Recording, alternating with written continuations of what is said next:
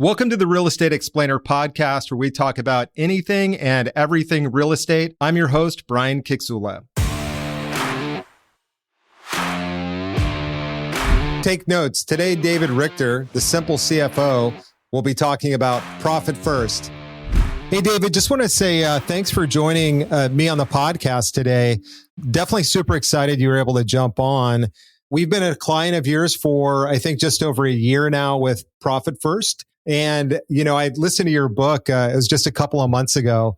And that was one of those things that once you really start looking into Profit First, it opens up your eyes to the fact that when you're investing in real estate, you're really investing in a business. I've been in real estate for the past, 12 years. And I started with a company that we were doing about 5 deals a month, scaled it to about 25 deals a month. But we were doing 25 deals a month, but spending 26 worth out the door. So it's like you make $1 million, but you spend 1.1 to get there. So I learned very quickly that a small business, especially if you're growing, needs to have that profitability there. Like you cannot go backwards.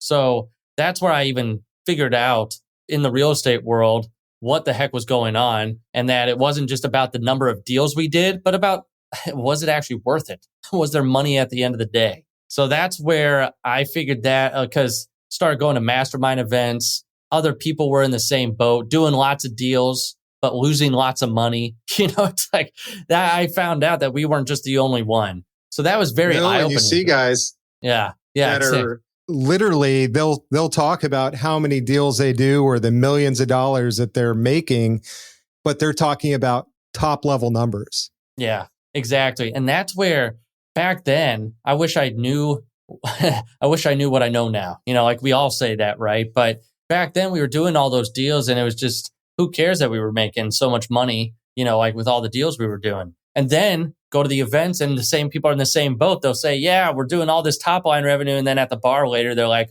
yeah, but where's our money?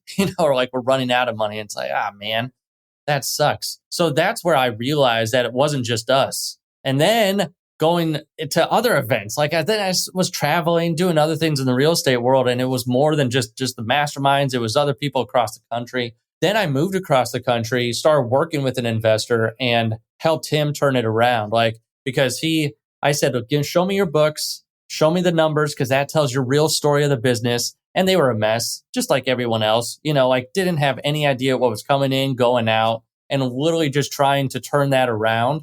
And I did, like with him, within 3 months, helped him get just the bare bones clarity, like what was coming in, going out, and what he was keeping. And that's where he said to me, like, this has been life-changing, just to be able to have a grasp on the business end. Because he could go out there and make money hand over fist. He could go get a property. He was good at talking and negotiating with the sellers, was good at all the stuff that a real estate investor entrepreneur is good at. A lot of us have the make skill as real estate investors, the make money skill, but a lot of people don't have the keep money skill. So it was like helping him with that, like actually helping him keep the money and not just making it. And that to him was life-changing. That's where I even went down this road of Profit First and Simple CFO, because I wanted to give people that feeling of just that clarity of knowing where all the cash is, being able to pay themselves. So that's where I really dove into that. Good mentor of mine had me read Profit First. That's where I got into that book. And we could talk about that and what that is, but that's what kicked all this off. Yeah, I think what really helped us out is, was listening to the book, where I listened on Audible, but it was actually looking at the different accounts and start organizing the funds into the 5 different accounts. So you could really see where your money was going, not month after month, but it's week after week. It's really staying on top of that every Friday, making the transfer from your general account into your other accounts. And I think that piece is what a lot of real estate investors are just missing. They're commingling their funds on not just one property, but maybe all of their property. That was a key thing for me. And that's something that I definitely want to dive into is the 5 different accounts. So Profit First, just to give people a very clear expectation of what Profit First is. Profit First at its core is the same message. If you've read Rich Dad, Poor Dad, you've already have like the part of Profit First where he says, Robert Kiyosaki in all of his books, especially Rich Dad Poor Dad, pay yourself first. It's that same concept. And like the richest man in Babylon, portion of all you have is yours to keep. So we've heard this from other places, and that's what Profit First is about. In a for-profit business, your profit should come first because you're actually there to make the money to be able to do the things you want to do with your business. But a lot of people don't do that with their business. They're just living deal to deal. And that's where Profit First, why I like that even more as an actual business building book, a business building book in the sense that Robert Kiyosaki's book was more a mind breaking, like a mindset shift, where Profit First has the same pay yourself first message, but then it also has a system behind it. And that's what Brian was talking about, was you literally set up like the envelope method. If you've heard of that in the personal finance space, like big time guru Dave Ramsey's made that very popular in the personal finance space, like the different envelopes you set up in your personal life for gas, utilities, rent, like all the different stuff, and make sure that you give every dollar a name. The practical steps behind Profit First is being able to set up different bank accounts. So you don't just have one big bank account that's this black hole. Money goes in, money goes out. What the heck is going on? You don't have any clarity when it comes to your cash. Because Profit First is not just another okay, I have to be this fancy technical wizard with QuickBooks or profit and losses, balance sheets. No, it's all about cash. Because you as an entrepreneur are going to manage cash. It can be poorly. It could be you open up the one account, you've got a lot of money. Yeah, we can spend it. You don't have a lot of money. No, we can't. So it's that's where Profit First says you should give every dollar a name. So you set up specific bank accounts. And what Brian was talking about, there's 5 fundamental core accounts. You already have one of them. One of them's the bad guy. One of them's OPEX. One of them's all the outflow of money. That one you already have set up. So it's really setting up 4 other ones. And it's and real quick, yeah, OPEX. Go ahead. OPEX, operational expenses. There you go. I've got too much jargon in me even for Profit First, but OPEX is operational expenses. It's all the outflow. That's Voldemort, or the Darth Vader. It's like the bad guy of the business because that's the one that's sending all the money out. But then you've got income as a separate account. It's all the deposits that come in.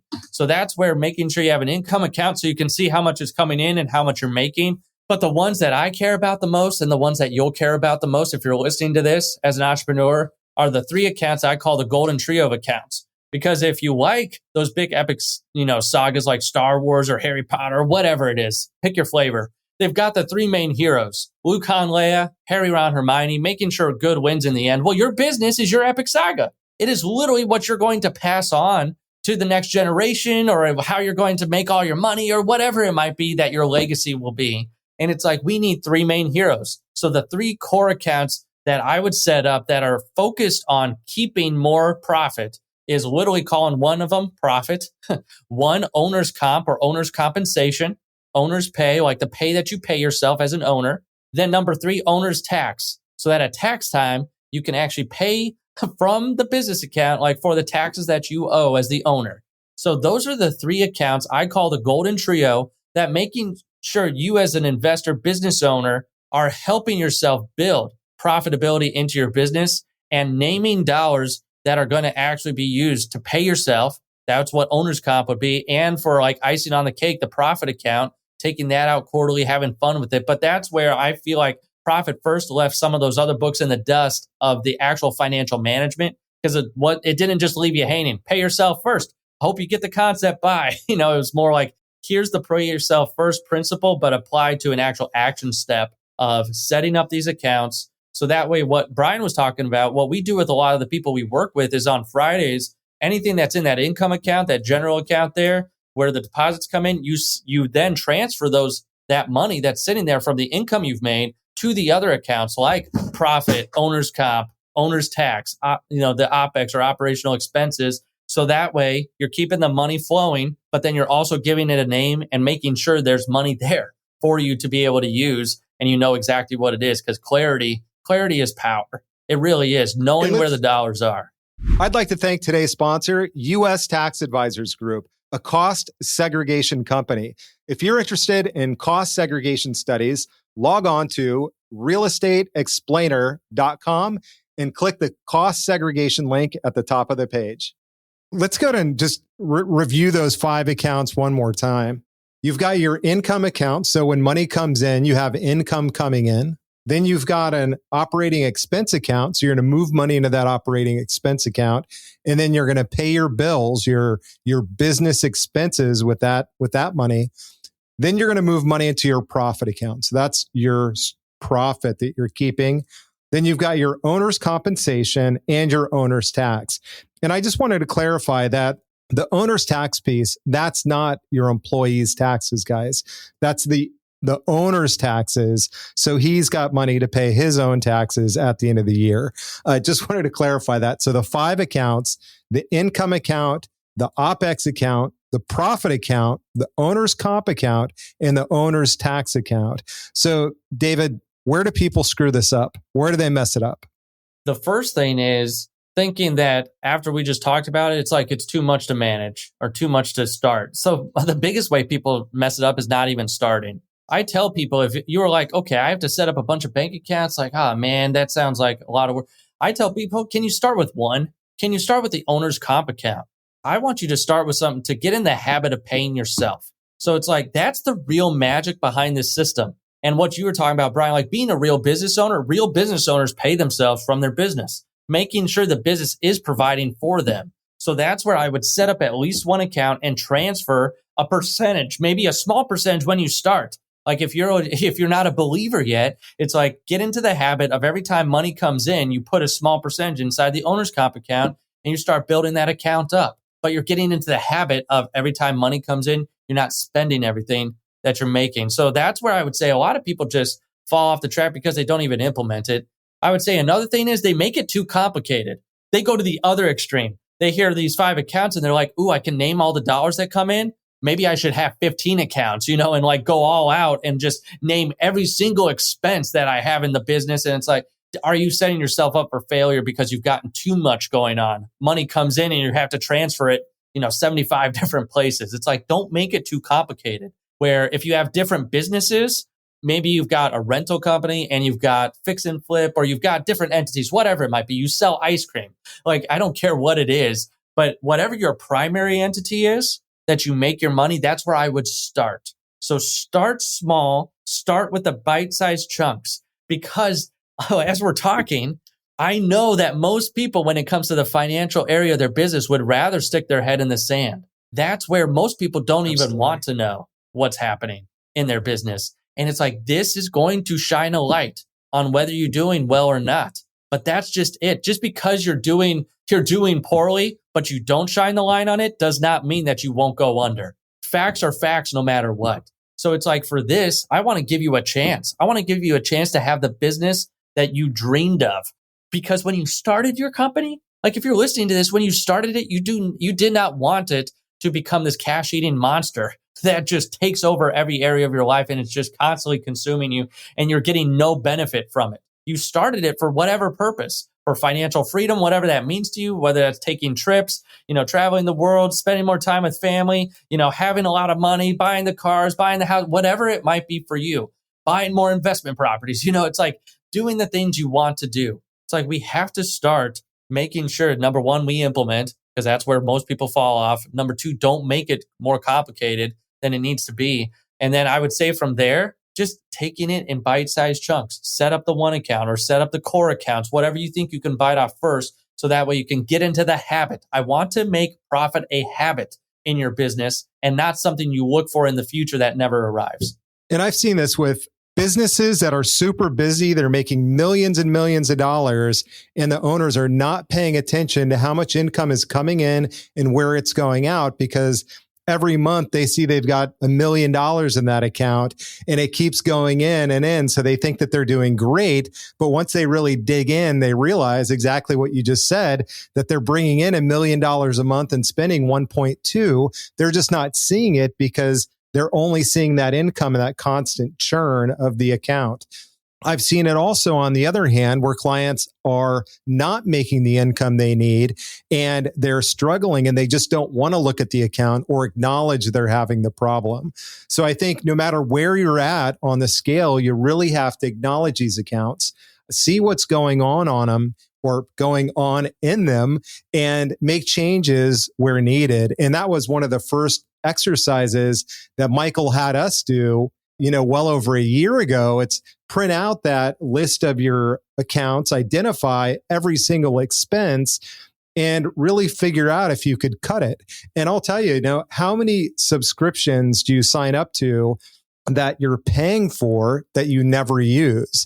I know probably 5 right off the top of my head that I need to go back in, revisit, and cut out because they're draining not tens of thousands of dollars, but it's $35 here, $100 there, and it's every single month. And I would rather take that money and reinvest it back into the business or back into an employee to grow the business instead of just having a drain on the account. And I'll just, it's real that with these subscriptions, that's what they do. They hook you in and then you forget about them. So it's just revisiting those accounts. And I think that that's why it's so important to have both that income account so you can see clear as day what's coming in every month from your business. And again, we're talking about a real estate business. What's coming in? Where are you making the income? That gives a real clear idea of what am I doing to generate income? And you can see that these actions are driving these results.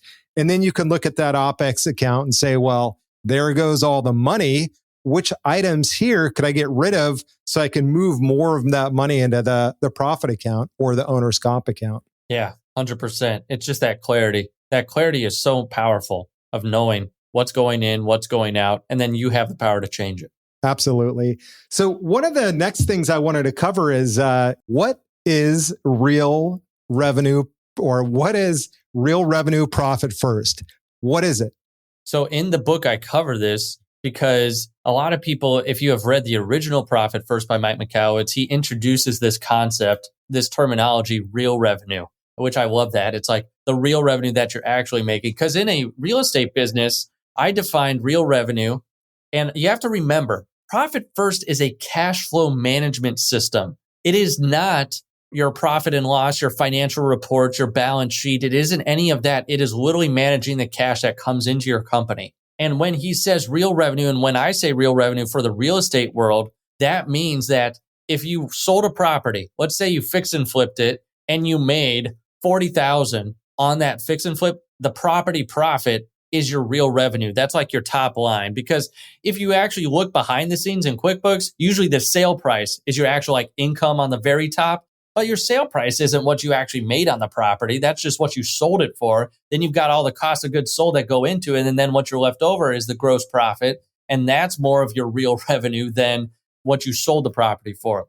So that's where real revenue deals with what did I actually make from this? So that would be like if you had a rental, like I like to say if you make $1,000 in rent, let's just be real easy here, and you have $700 in PITI, principal, interest, taxes, insurance, like all the things you have to pay before the money hits the account, basically. So that way you're left with $300. That would be more of your real revenue on the rental side because you're collecting $1,000, but that's not what you get to keep. It's more like you have to pay the PITI in order for it, for you to keep that rental. So it's like what's left over there. So that's how I differentiate that is real revenue, especially in the real estate world, is the property profit, whatever you made on a sale of a property, not the sale price, like not top line revenue. And then in the rental world, it's like, what is my gross rent minus what I have to pay out there, like the PITI, the debt service, or whatever you want to call it there. And then from there, what's left over is the real revenue, because that's what I have left that goes into the bank account for it to be split up and allocated to the different accounts. That's what we're really trying to get to. If we're reverse engineering, is I want to know how much money do I have to spread out in my different accounts to be able to name profit, owner's comp, the tax, and the operational expenses. So that's where I have to see how much money do we actually have to be able to spread out. So real revenue, if I had to boil it down, like I said, property profit if you're selling, or it's what's after the gross rent that has to be paid first before you actually get to divvy it up. So it's really getting in there and understanding the nuts and bolts. We're in the real estate space. You hear real estate brokers talk all the time. I sold $40 million last year. Right. Yeah. It's all right. Well, you did not number. you did not make $40 million. That might have been, the gross sales, but you start cutting it down and you really look at it and then you drill it down and you say, okay, this is what I really made. This was the real revenue. This is what I earned from the actions that I took. And I think that's so key, because then you could look at every little piece of your business, whether it's your fixing and flipping, whether it's your rental business. And instead of having them drop together in the same bucket, you could split them out and really identify if one part of the business is actually making you money. Because you may find that you are flipping properties or you're renting properties, and one of those businesses, because they're separate businesses, all commingled into your real estate business, just isn't profitable. And you may end up spending 80% or more of your time focusing on, I don't want to call it the loser, but the business that is not generating the money that you need it to. Whereas if you took that energy and you moved it to the other business, you'd probably be a lot happier, because you'd be making more money, you'd be getting more of your time back, and you'd be less stressed. And really, that's what we all want. So, yeah, well, I 100% agree with that, because what you're able to focus on expands, right? So if you're focused on the profitability and making sure that you're making money at the end of the day and being able to keep it as well too, that's where you are building a real business. A real business has money left over, has that profit to be able to do what you want to do. So, and it's that clarity, because one of my friends in the fractional CFO space that I'm in, he likes to call it sniper mode. When you have clarity, you're able to hone in. You're able to pick off, like, what is the issue that I'm having right now? Am I not making enough? Am I spending, like what you were saying, Brian, like, do I have too many of these subscriptions, or do I have things? Am I getting a good return on what I'm spending? It's like being able to hone in on that. Or am I not keeping what I want to? Am I feeling burned out because I'm doing all this work, I'm making money, spending money, and it's just this rat race and I don't feel good? So it's like being able to hone in. And I really like that mental image. It's that sniper mode. Once you have clarity, you're able to hone in on, like, what is the issue in the business? well, hey, I think we've covered just about all the points that I wanted to talk about today. But before we leave, I always just like to ask if people are interested in learning more about Profit First, or if they're interested in getting a CFO for their business. I'm a testimonial. I know that it certainly has helped our business, let's say, stabilize and grow. How can people get in touch with you? What's the best way to reach out to you? If you like this, or you've heard of Profit First, I want to give you my book. If you're here, you're listening on Brian, you're listening to Brian's podcast as a client. He's one of our clients. So I appreciate you having me on here. But if you're listening, if you go to simplecfo.com/gift, that's where you can get two things. It's the cheat sheet, which literally, like, here's the cheat sheet to start implementing Profit First, because it's too important. It's like, here's the first finance 101, being able to manage the money better so you can keep more of it, sleep better at night. And I give the link to my book in there as well too. So that way you can get that and grab it, because there's a lot more concepts we didn't talk about today, where it's like, it would take a lot longer than a short podcast to get into. So that's why I wrote the book.